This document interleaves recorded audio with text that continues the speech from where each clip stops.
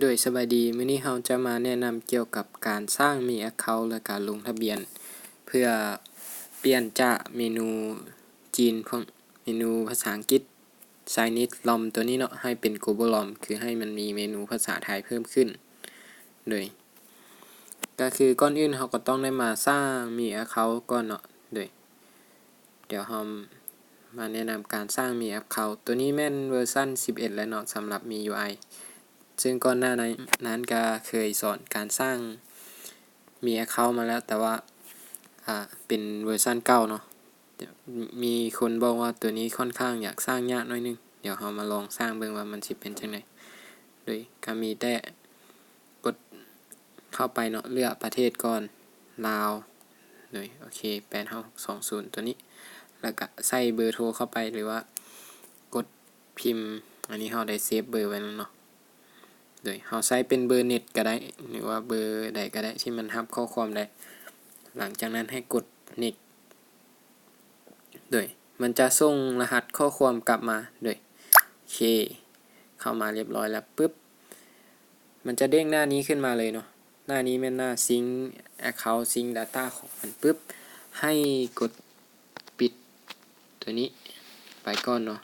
บ่ฟาวซิงค์มันส่วนตัวไฟล์ account ตัวนี้ก็ปิดไว้ก่อนเนาะบ่เปิดหยังมีแต่กดปิดตัวนี้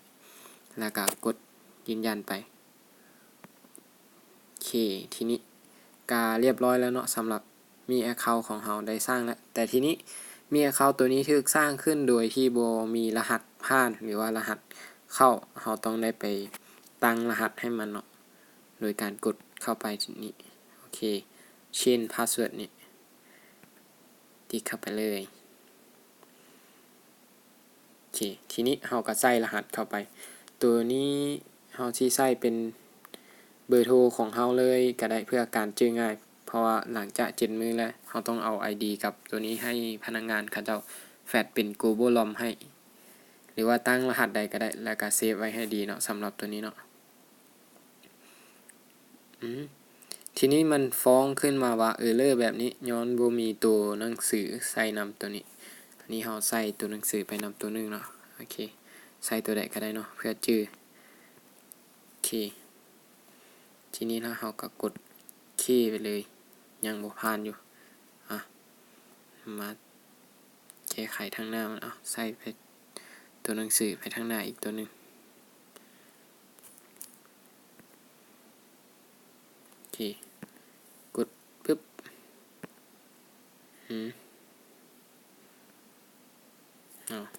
ตั้งไม่ก็ได้ว่ารหัสนี้ต้องใส่มันแบบนี้บ่แป๊บ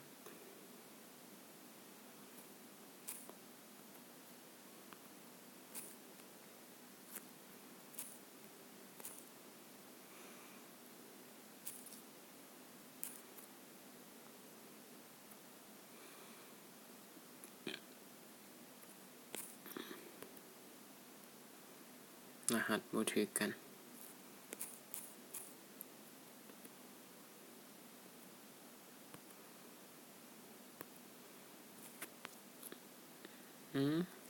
คือตั้งบ่ได้จักเทื่อบัดนี้รหัสนี้พิมพ์บ่ถูกเดี๋ยวพิมพ์ใหม่ดู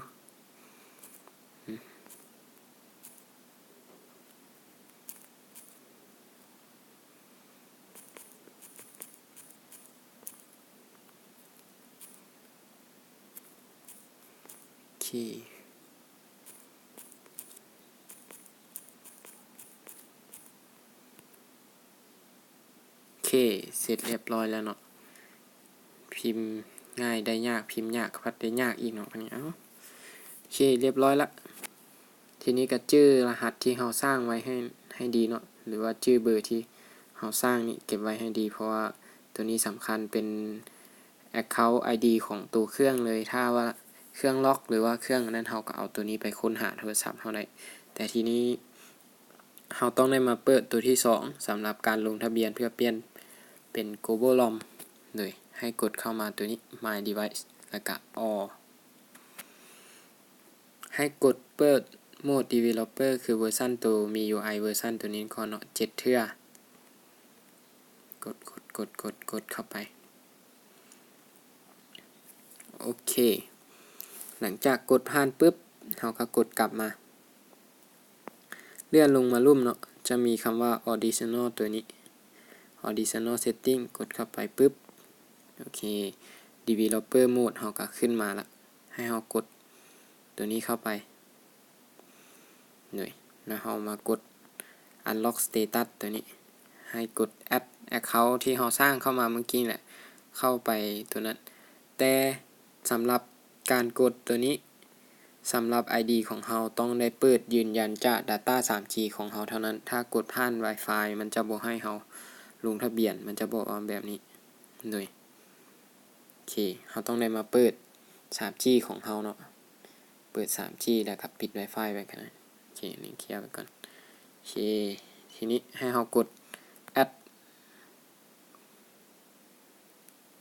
เลยแล้วก็รอท่าอีกจังหน่อยเนาะให้มันขึ้นตัวหนังสือสีแดงแล้วก็ขึ้นมาด้วยโอเคทีนี้มันบอกว่า success ตัวนี้เราแคปเจอร์หน้าจอมันไว้แล้วหน่อยเราก็กด got it เลยกด home ทีนี้หลังจากมื้อนี้เนาะวันที่วันที่23เนาะไปอีก7มื้อแล้วเราจังค่อยเอาเครื่องเข้าไปหาศูนย์ให้เขาเจ้าแฟตเป็นเวอร์ชันใหม่ให้ก็คือหลังจากนี้7มื้อก็คือวันที่30หรือว่าอีก7มื้อเนาะถึกพอดีถึกของเราถึกวันที่1แล้วเราก็เอาเครื่องเข้าไปหาศูนย์ของเขาเจ้าให้เขาเจ้าแฟตเป็นโกโบให้แต่ว่าก่อนเอาเข้าไปเราต้องได้เก็บรูปพวกรูปเบอร์โทรอย่างเนี่ยเราเก็บไว้ก่อนเพราะว่ามันสิล้างเครื่องใหม่หมดเลยแล้วก็ลงเป็นเวอร์ชันใหม่และเมนูของเราก็จะมีภาษาไทยละเลยสำหรับวิดีโอนี้ก็สิ้นสุดเพียงเท่านี้เนาะสำหรับผู้ใดบ่เข้าใจในการขั้นตอนการลงทะเบียนก็ทักมาหาเราทางคอมเมนต์หรือว่าติดต่อหาเบอร์โทรเราได้หรอกหรือว่าอยากให้เราแฟตเป็นโกโบลอมให้ก็ได้เนาะอันนี้